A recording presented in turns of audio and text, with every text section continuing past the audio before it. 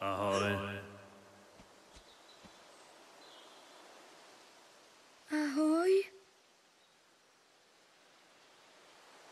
Sledovali jsme tě.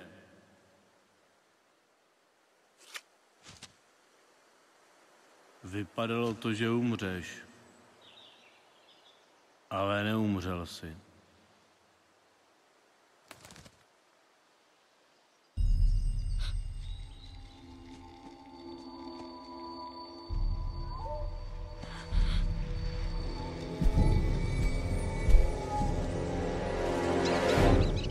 To zvíře tě bránilo. Proč? Ani nevím. Jsem na cestě domů. Nevíte, kudy k Zubaté hoře?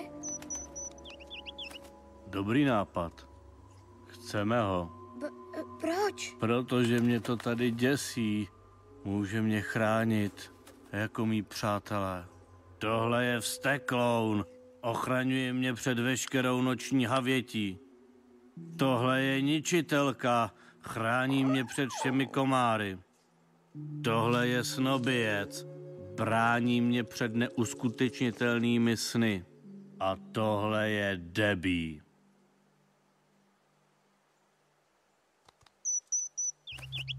Ano, chceme ho. Jaké má jméno? Jméno? Já nevím. Budu o tom meditovat. Kdo dá jméno, toho bude. Brown. Zruda. Funebrák. Ťapka. Pohřební ústav. Flíček. Hemoroid. Prcek. Frank. Smráďoch. Maniak. Punťa. Fialka. Rex. Lunatik. Špunt. Špunt.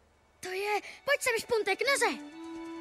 Má jméno. Jste jasně propojeni. To je fajn. Na cestě k Zubaté hoře tě to zvířátko ochrání. Hlavně ho nestrať. Ne, ten je jeho. Debbie! Ne, Debbie!